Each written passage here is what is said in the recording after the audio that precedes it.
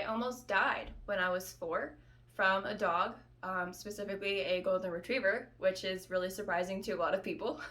Hi friends! My name is Maddie, aka That Manga Geek, and welcome to my YouTube channel. If you don't already know me, I do have an Instagram page at That Manga Geek. You can follow me, the links will be in the description below. But I've been on Instagram for about 2.5 years now, and I decided it was finally time to take the next step onto YouTube. So here I am. I decided for my first video I would like to do a Q&A. So yesterday I put up a question sticker on my Insta story and asked you guys to ask me a bunch of questions to help YouTube get to know me. So if you want to get to know me and know kind of what to expect from my YouTube channel, keep on watching.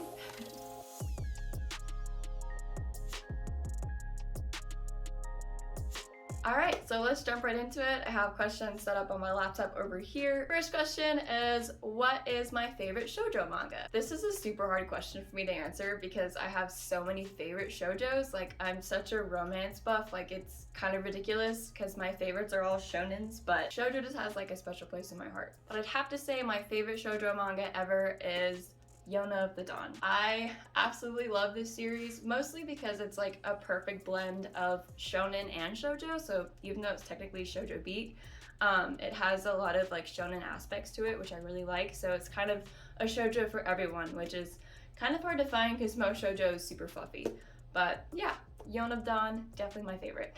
Next question is, what is a fun fact about yourself? I'd say the most fun fact about me is that I almost died when I was 4 from a dog, specifically a golden retriever, which is really surprising to a lot of people. Long story short, basically I was playing fetch with the dog and I was like throwing his bone back and forth, and he grabbed the bone and would bring it back to me, and then I throw it again. And at one point during this game of fetch, he decided he was done playing and started eating the bone, as dogs naturally do. And my 4-year-old self was like, but I'm not done playing yet. So I tried to grab the bone from the dog, which ended up in the dog biting my face. So yeah. I have a really tiny scar like right here. It's very faded now, but basically the dog's teeth landed about here-ish, so obviously there's a very major artery that runs in your throat. So the doctor said after my stitches, which I got 12 of by the way, that if the dog's teeth would have went any lower down my throat, it would have severed that and I would have died. So do I still love dogs? Yes. Do I still love golden retrievers? Also yes. So it didn't scare me away at all. Next question is an embarrassing moment that has ever happened to you. I feel like I have so many. This could be its own video because I do a lot of stupid things. I'd have to go back to high school for this one though. I think about this a lot because it irks me, like it just makes me cringe whenever I think about it. Kind of a little bit of a backstory. I am engaged. My fiance, his name is Tyler, and we met in high school. He's my high school sweetheart. Before we started dating, I actually had a crush on one of his friends. I won't mention his friend. Let's call him Bob. We'll just call him Bob. So I had a crush on Bob, and Tyler had a crush on me. I was oblivious to that though, because I'm always oblivious to that stuff. So I was asking Tyler, who was my friend at the time, if I should ask Bob to homecoming or not, because I wanted his advice, because I respected him. Little did I know, he was about to ask me to homecoming.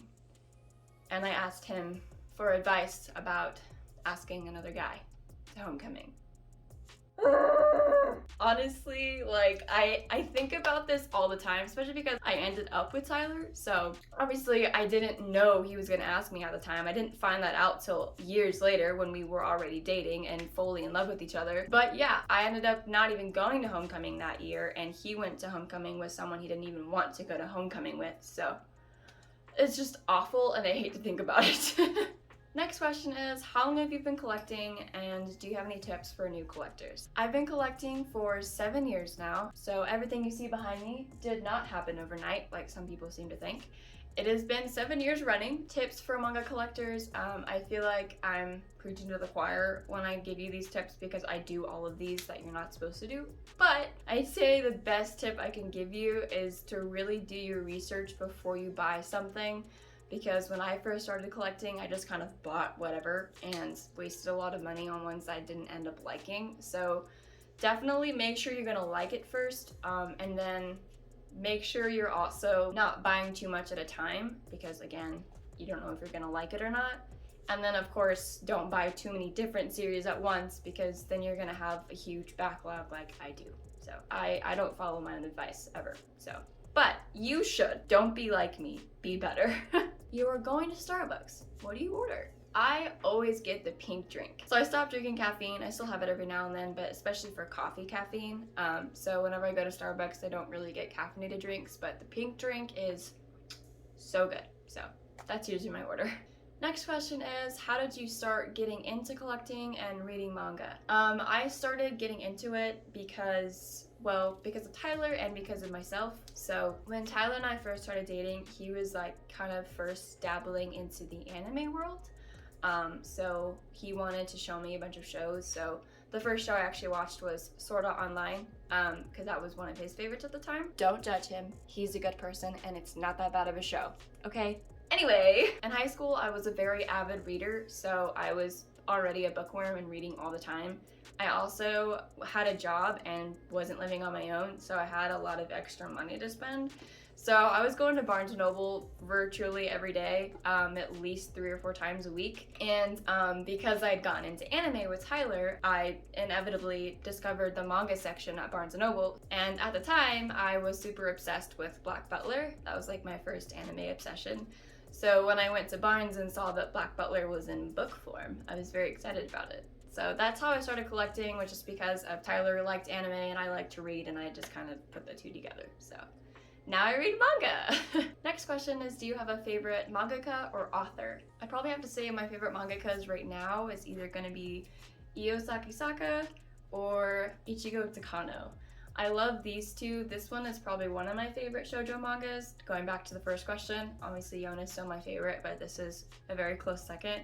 And then obviously Aoharu Ride is amazing. And then another good one by her is Love Me, Love Me Not, which I'm currently reading now, and I love this series so much. So highly recommend her stuff. And then for Ichigo Takano, she's also the one that wrote Orange. So you're gonna cry. If you haven't read this yet, like, you're gonna cry. I think you probably already know that though. But next question is, what manga do you want to see get a hardcover edition? This is a really interesting question. Like, I've never gotten this question before.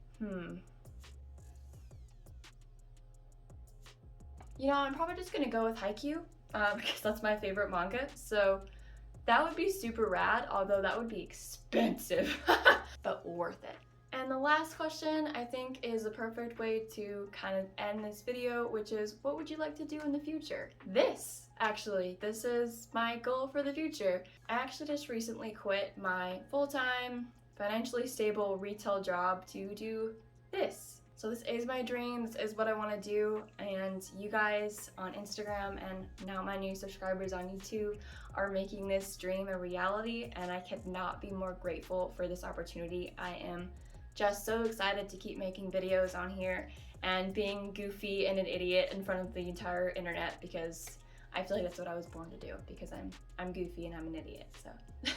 Alright friends, that's it for my very first YouTube video ever. If you enjoyed this video, don't forget to hit that like and subscribe button. And if you want to know when I post new videos, go ahead and hit that notification bell so you can be the first to watch. If you have any recommendations for future videos, don't be shy and leave a comment down below. I would love to know. And if you want to support me on my YouTube journey, there's going to be links down below to my Ko-Fi and Patreon pages where you can donate. Any amount is appreciated. Thank you guys so much for watching my very first YouTube video, and I will see you guys next time. Bye friends!